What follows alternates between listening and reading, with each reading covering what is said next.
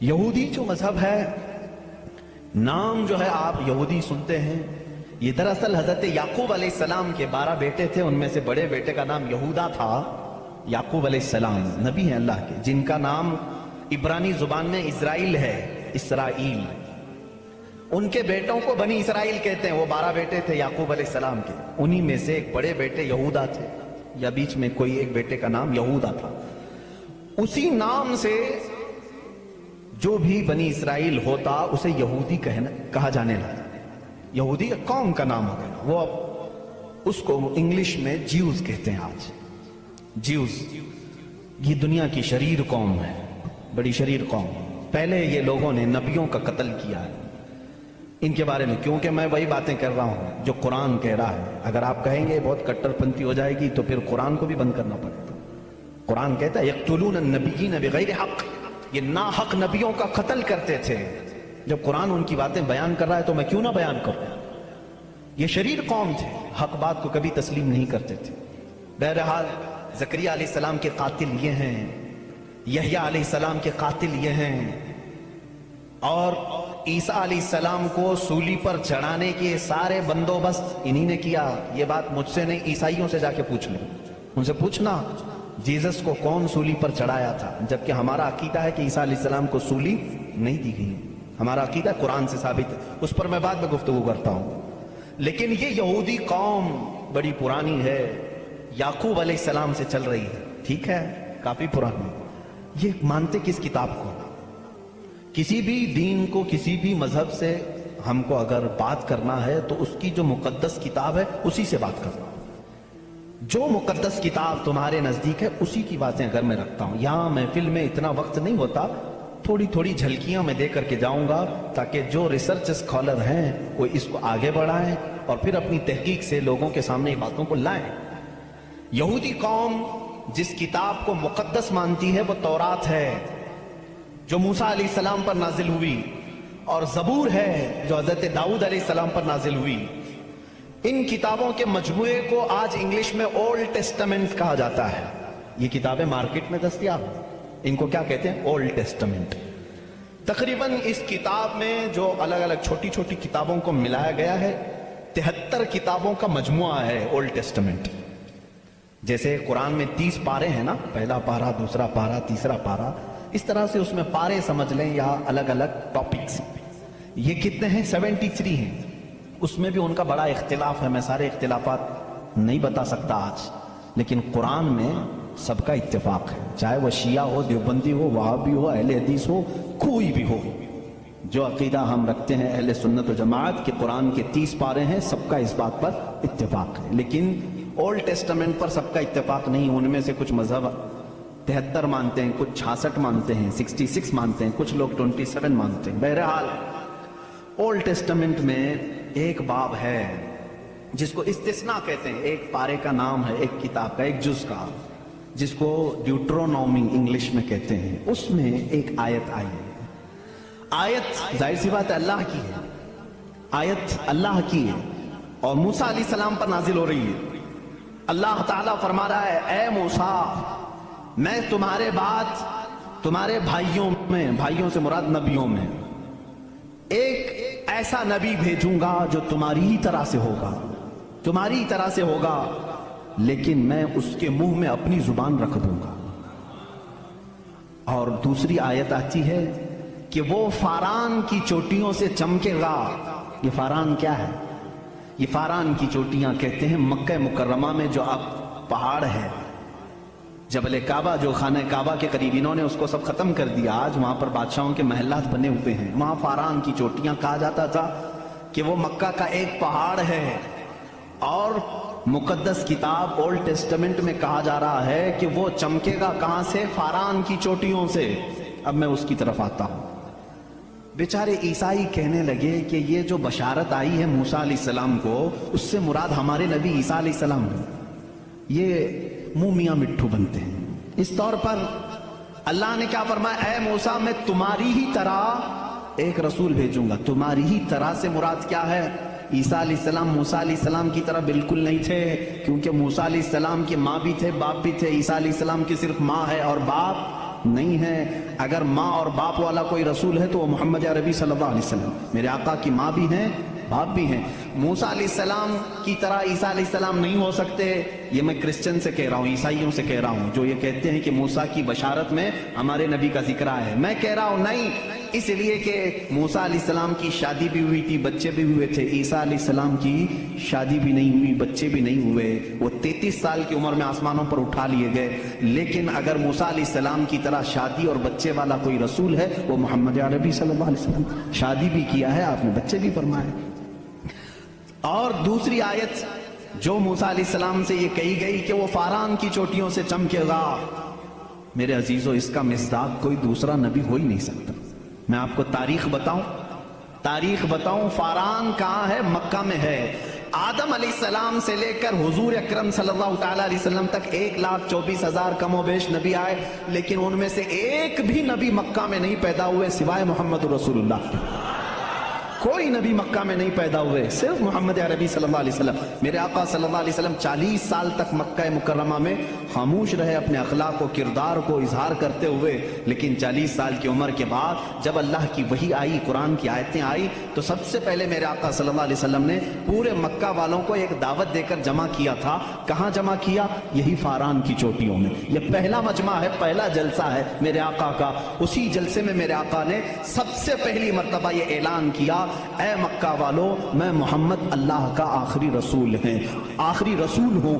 حضور اکرم صلی اللہ تعالی علیہ وسلم کا یہ فرمان عالی شان ہی، جس کو موسیٰ علیہ السلام کی تورات میں کہا گیا کہ وہ فاران کی چوٹیوں سے چمکے گا، الحمدللہ وہ رسول فاران کی چوٹیوں سے جو چمکا وہ آج تک چمک رہا ہے. چمک تجھ سے پاتے ہیں سب پانے والے، میرا دل بھی چمکا دے چمکانے والے. برستا نہیں دیکھ کر ابر رحمت، بدوں پر بھی برسا دے برسانے والے. یا رسول اللہ میں مجرم ہوں آقا، مجھے ساتھ لے لو کہ رستے میں ہیں جا بجا تھانے والے. ہمارے تو روڈ پر ہی ہیں. بہرحال یا رسول اللہ ہم کو اپنے ساتھ لے لیں. جا بجا ہیں تھانے والے تو سمجھتے ہوں، اعلیٰ حضرت نے شعر میں ذکر فرمایا. بہرحال ایک اولڈ ٹیسٹمنٹ کی ایک ہی بات میں نے کہی، جیوز سے یہ پوچھیں جا کر کے کہ یہ ذکر آیا ہے موسیٰ کے بعد ایک نبی آنے والے، وہ کون سے نبی ہیں؟ ان کی یہ صفت بیان کی گئی ہے ڈیوٹرونومی استثناء میں. اولڈ ٹیسٹمنٹ میں یہ ذکر آیا ہے، وہ کون ہے، وہ کون سا رسول ہے؟ آخر تم ہی بتا دو. وہ آج تک نہیں بتائیں گے. وہ کہتے ہیں کہ شاید آنے والا ہے. اس رسول کے بعد اب کون اور آنے والا ہے؟ اب کون آنے والا ہے؟ چلو اس کو نہیں مانتے. دوسری بات میں کہتا ہوں، سلیمان علیہ السلام کو بھی یہ بہت مانتے ہیں. کون؟ جیوز، یہودی، جن کو انگلش میں سولومن کہا جاتا ہے. سولومن، حضرت سلیمان علیہ السلام کو یہ سولومن کہتے ہیں. ایک کتاب یہودیوں کے پاس اور مقدس ہے، سانگس آف سولومن.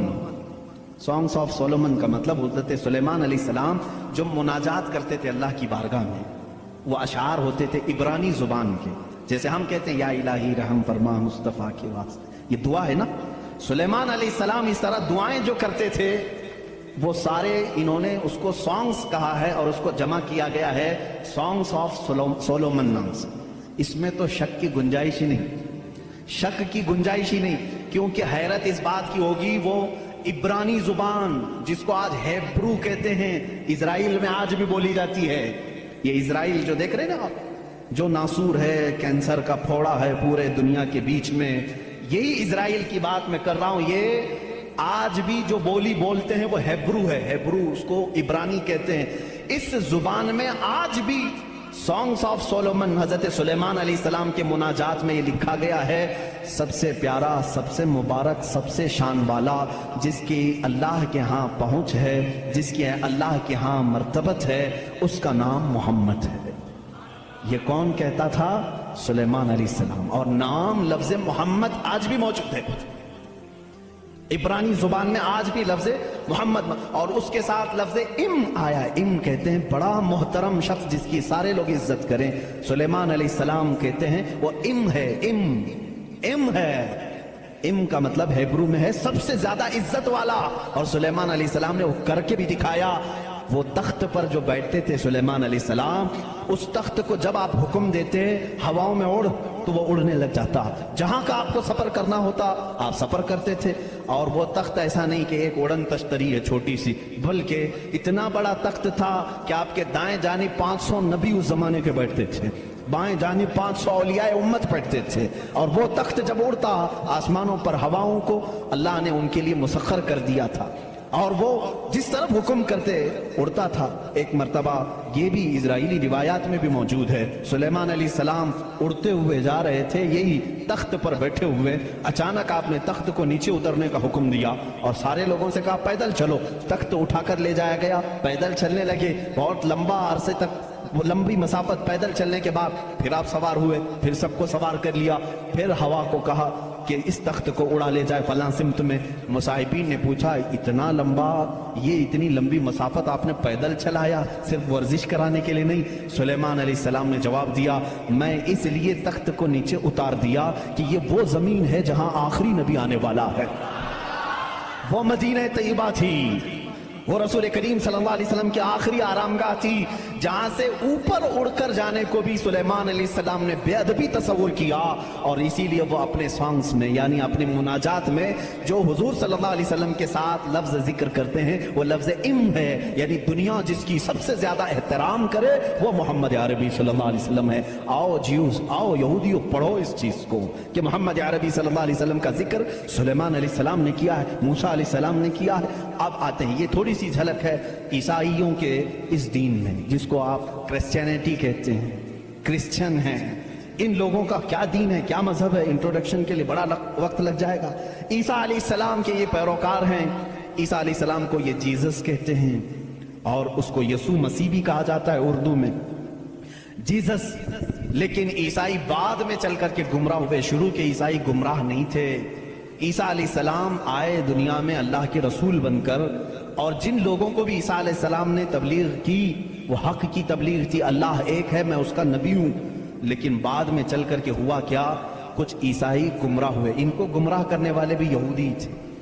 یہودی عیسیٰ علیہ السلام کو مانتے نہیں تھے، وہ گالیاں دیتے تھے، حضرت عیسیٰ علیہ السلام کے متعلق برے برے جملے کہتے تھے، کیونکہ وہ بغیر باپ کے پیدا ہوئے، لیکن وہ اللہ کی مشیت تھی، حکم تھا۔ لیکن مریم، سیدہ بی بی مریم جن کو عذرا کہا گیا ہے، ان کو کسی مرد نے چھوا نہیں، کبھی زندگی میں چھوا نہیں، لیکن پھر بھی وہ حاملہ ہوئی، کسی مرد سے نہیں، کسی نے ان کو ٹچ نہیں کیا۔ اللہ رب العزت نے جبرائیل علیہ السلام کو صرف حکم دیا پھونک مارو، جبرائیل علیہ السلام نے پھونک دیا اور وہ حاملہ ہوئی۔ اسی لیے عیسیٰ علیہ السلام کو روح اللہ کہا جاتا ہے، روح اللہ کہا جاتا ہے، وہ اللہ کی نشانی ہے۔ لیکن بعد کے عیسائی گمراہ ہوئے، یہ کیا کہنے لگے، نہیں ان میں آ کر کے بھی انہوں نے ہی شرپسندی پھیلائی ہے یہودیوں نے، کہ نہیں عیسیٰ جو ہے وہ در حقیقت خدا کا بیٹا ہے، مریم خدا کی بیوی ہے اور عیسیٰ بیٹے ہیں۔ اسی لیے کچھ لوگ ٹرائنیٹی کے قائل ہو گئے، تثلیث جس کو کہتے ہیں، تین خداؤں کو ماننا، یہ عیسائیوں کے دین میں آ گیا، یہ تین خدا ماننے لگ گئے، ایک اللہ کو بھی مانتے ہیں، دوسرے روح مقدس کو بعض لوگ، اور بعض لوگ بی بی مریم کو خدا کہتے ہیں، تیسرے حضرت عیسیٰ علیہ السلام جیزس گاڈ کہتے ہیں، مریم کو میری کہتے ہیں، میری بھی گاڈ ہے، اور اللہ رب العزت کو یہ فادر کہتے ہیں، گاڈ فادر کہتے ہیں۔ بہت سارے مسلمان یہ جملہ یوز کرتے ہیں، وہ ہمارے گاڈ فادر ہیں، فلاں گاڈ فادر ہے، ہرگز نہ استعمال کریں۔ اللہ کو باپ کہنا اسلام میں جائز ہی نہیں، لم یلد ولم یولد، نہ اس سے کوئی پیدا ہوا نہ وہ کسی سے پیدا ہوا، ہمارا عقیدہ یہ ہے۔ لیکن عیسائی بعد میں گمراہ ہوئے اور وہ تین خداؤں کا عقیدہ رکھنے لگ گئے۔ اب میں آ کر کے چلتا ہوں آگے، عیسائیوں کو اگر میں بتاؤں کہ تمہارے دین میں اصل بات کیا ہے جو عیسیٰ علیہ السلام کہہ گئے جو آج تم نہیں کر رہے ہو، وہ صرف یہی بات ہے۔ عیسیٰ علیہ السلام اپنے حواریین سے کہتے ہیں میں تمہیں ایک ضروری بات سناتا ہوں جس کو سننا ضروری ہے، اس کا حوالہ بھی میں دے دوں، یہ کہاں ہے، یہ بات کہاں ہے، کیونکہ میری باتوں کا ہو سکتا ہے ری ویریفیکیشن ہو، کراس ویریفیکیشن ہو، اور معلومات کرنے کے لیے میں آپ کو حوالہ دیتا ہوں، ریفرنس دیتا ہوں۔ عیسائیوں کی جو مقدس کتاب ہے اس کو نیو ٹیسٹمنٹ کہتے ہیں، بائبل بھی کہتے ہیں، اولڈ ٹیسٹمنٹ جو تورات ہے، نیو ٹیسٹمنٹ جو بائبل ہے، آپ سب کو یہ نالج ہونی چاہیے، معلومات ہو۔ عیسائیوں کی یہ مقدس کتاب بائبل یہ ایک نہیں ہے، یہ چار ہے، چار حصے ہیں اس کے، کیونکہ عیسیٰ علیہ السلام کے چار شاگردوں نے لکھا ہے۔ बाइबल के 4 नुस्खे आज भी मार्केट में हैं। बाइबल मत्ती की, जिसको मैथ्यू कहते हैं इंग्लिश में, बाइबल लोका की, जिसको लोक्यो कहते हैं, बाइबल मिरकस की, जो अरबी में मैं कह रहा हूं उसको मार्क्यूस कहते हैं, और यूहन्ना की, जिसको जॉन कहते हैं, जैसे जॉन जोसेफ कहते हैं, जॉन इब्राहिम को अब्राहम कहते हैं। ये तमाम वही अल्फाज हैं जिनको इंग्लिश में तब्दील कर दिया गया है। बात बहुत सूखी तो नहीं हो रही है आपके लिए, ये नॉलेज की ज़रूरत है। मैं इल्म के लिए ये बात ज़रूर आज करना चाहता हूँ। मोहम्मद हमारे बड़ी शान वाले हैं। मेरे आका सल्लल्लाहु तआला अलैहि वसल्लम का तज़किरा आखिर अल्लाह ताला पुरानी किताबों में कैसे नहीं करेगा? वही अव्वल है, वही आखिर है, तो अव्वल हमेशा से वो उसका वजूद दुनिया में रहेगा ही रहेगा। तो बाइबल के ये जो 4 नुस्खे हैं, अब इन चारों नुस्खों में से मैं सबकी बात नहीं करूंगा। जो बाइबल यूहन्ना की है, जिसको जॉन कहते हैं, जॉन जो बाइबल है उसके अंदर ये तहरीर है, ये आयत है जिसमें ईसा अलैहिस्सलाम कह रहे हैं, ऐ मेरे हवारियों, ऐ मेरे चाहने वालों, मैं तुम्हें एक वसीयत करके जा रहा हूं, वो करना मुझे तुम्हारे लिए जरूरी है कि मेरे बाद एक रसूल आएगा जो तुम्हारी मदद करेगा। लोग मुझ पर इल्जाम लगाएंगे, वो मेरी पाकी बयान करेगा। लोग मेरी माँ को बुरा कहेंगे, वो मेरी माँ को ताहिरा कहेगा, पाकीज़ा कहेगा। और मेरे बाद एक नबी आएगा, तुम सब उसके इंतजार में रहना और उसके इंतजार में रहना और उसके ताउन में रहना। लोगों ने पूछा, हम उसको कैसे पहचाने, उसको कैसे पहचाने, वो कहां से आएगा, कैसे आएगा? ईसा अलैहिस्सलाम ने वो भी हल्का कर दिया और कहा, उसकी एक अलामत ये है, जब तक मैं दुनिया से जाऊंगा नहीं वो आएगा नहीं। जब तक मैं दुनिया से जाऊंगा नहीं वो आएगा नहीं। पूछा क्यों? कहा इसलिए कि उसके जमाने में दूसरा कोई नबी होगा ही नहीं, क्योंकि वो खातमुन नबीयीन है। अल्लाह अल्लाह, इन ईसाइयों से कादियानियों को सीखना चाहिए। उनका अकीदा तो ये था। ईसा अलैहिस्सलाम ये अपने हवारियीन से कह रहे हैं, जॉन बाइबल की किताब, इसमें ये तहरीर मौजूद है, ये इबारत मौजूद है। और उसमें लोगों ने पूछा, हम उसको कैसे पहचाने, क्या है उसकी निशानियां, क्या हैं? तो एक यूनानी वर्ड है, आज भी बाइबल में है, पेरिक्लेटोस नाम से, इंग्लिश में इसको पेरिक्लेटोस कहते हैं। ये लफ्ज आज भी किताबों में मौजूद है, आज भी है, और इन जालिमों ने उसका तर्जुमा अलग अलग किया। ईसा अलैहिस्सलाम ने कहा था कि वो पेरिक्लेटोस होगा, तुम उसको पहचानोगे। तो इसका तर्जुमा ये लोग करते हैं वो ऐसा होगा वैसा होगा, बल्कि हकीकत में ये यूनानी वर्ड का तर्जुमा होता है निहायत ही रहम दिल, बल्कि हर इंसान के लिए वो रहमत होगा, हर इंसान के लिए रहमत होगा। बल्कि उसके तर्जुमे में, पेरिक्लेटोस के तर्जुमे में कहा गया है, जो जानवरों से भी अच्छा सलूक करे, जो कायनात की हर चीज से अच्छा सलूक करे, उसे पेरिक्लेटोस कहा जाता है। अब इसका मिस्ताक कुरान की आयत में है, वमा अरसलनाका इल्ला रहमतल लिल आलमीन। उस रसूल ही को अल्लाह ने रहमत कहा है, जिसको ईसा अलैहिस्सलाम की उस बाइबल में कहा गया पेरिक्लेटोस होगा, वो रहमत होगा। ईसाई आज भी लोगों को गुमराह कर रहे हैं, उनके बड़े, क्योंकि अगर वो कह देंगे कि पेरिक्लेटोस रहमत वाला, वो मदीने वाला है, तो इनका धंधा बंद हो जाएगा। यहाँ कौन आएगा पांव चूमने? सबके सब फिर मदीने का रुख करेंगे। इसीलिए छुपाते हैं, लेकिन हम बताते रहेंगे इंशाअल्लाह। अजीजा ने गिरामी, ईसा अलैहिस्सलाम की पाकी बयान करने की बात आई, उन्होंने क्या निशानी बताई? वो रसूल आएगा, मेरी पाकी बोलेगा, मुझ पर इल्जाम लगाएंगे और मेरी माँ को गालियां देंगे तो वो उसे ताहिरा कहेगा। आओ मैं आपको हुजूर सल्लल्लाहु तआला अलैहि वसल्लम के जमाने तक पूरी हिस्ट्री बता दूं, 550 साल की। ईसा अलैहिस्सलाम के साथ हुआ क्या? जब आप 33 साल की उम्र के थे, यहूदी दुश्मनी पर आ गए और ऐसी दुश्मनी किए कि आपको कत्ल करने का मंसूबा बनाकर आपके घर के इर्द गिर्द आ गए, यरूशलेम में, जहां ये आज जाकर के उसको अपनी कैपिटल सिटी बना रहे हैं। ईसा अलैहिस्सलाम को वहां पर इन्होंने घेर लिया। रात के वक्त ईसा अलैहिस्सलाम अकेले थे अपने घर में, अपने शागिर्दों को जो जो तालीम देनी थी सब दे करके भेज दिया। और हजरत ईसा अलैहिस्सलाम ने कह भी दिया था, अब मैं तुमसे मुलाकात नहीं करूंगा, क्योंकि उन्हें भी पता था कि अब क्या होने वाला है। रात के वक्त यहूदी घर के अतराफ जमा हैं। उसके बाद एक यहूदी को उन्होंने भेजा कि जा अंदर देख कर क्या ईसा है कि नहीं है। वो अंदर गया। मेरे रब की हिकमत देखें, अल्लाह ताला ने ईसा अलैहिस्सलाम को उसी वक्त आसमानों पर उठा लिया और जो अंदर आया था उसको ईसा अलैहिस्सलाम की शक्ल दी थी। जो ढूंढने आया था ईसा अलैहिस्सलाम की आधी शक्ल, चेहरे से लेकर या पेट तक की शक्ल उसको अल्लाह ने दे दी। اب بہت دیر تک وہ باہر نہیں آیا تو باہر جو قتل کے منصوبے سے کھڑے تھے انہوں نے کہا اس کا کیا انتظار کریں، حملہ کرو، دھاوا بول دو۔ گھر پر سب گھس گئے، اندر آئے تو جوش میں ہوتے، جیسے آتنکی جوش میں ہوتے ہیں، انہیں پتہ ہی نہیں رہتا کس کو مار رہے ہیں کس کو جلا رہے ہیں۔ یہ اندر آئے، دیکھا پلنگ پر عیسیٰ کی شکل ہے علیہ السلام، اس کو پکڑا اور قید کر کے لائے، اسے مارا اور لا کر کے سولی پر چڑھا دیا، اس کو پھانسی دے دی۔ کس کو پھانسی دی ہے؟ اب سب کو معلوم ہونا چاہیے، یہ عیسائیوں کو بھی معلوم نہیں تھا، یہودیوں کو بھی معلوم نہیں تھا کس کو پھانسی دی، کیونکہ یہ بتانے کے لیے اب کوئی نبی ہی تو آنا چاہیے ہوا کیا تھا، اندر گھر میں ہوا کیا تھا کون بتائے گا۔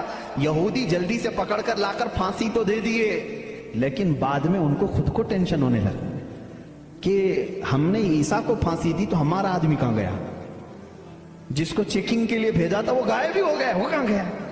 اور اگر یہ ہمارا آدمی ہے، کیونکہ نیچے سے ہمارا ہی دکھ رہا ہے، پیروں تک اللہ نے بدلا نہیں تھا، آدھی شکل اللہ نے عیسیٰ علیہ السلام کی دی تھی، نیچے سے دیکھنے میں تو یہ ہمارا ہی لگ رہا ہے، اور یہ اگر ہمارا ہے تو پھر عیسیٰ کہاں گئے؟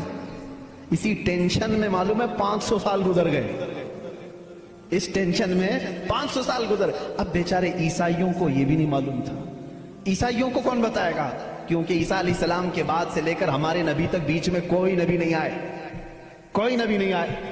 عیسیٰ علیہ السلام کو آسمانوں پر جب اٹھا لیا گیا تب سے تاریخ شروع ہوئی، جو آج ہم تاریخ میں بیٹھے ہوئے ہیں 2021 میں، یہ 2021 سے پہلے کا واقعہ ہے۔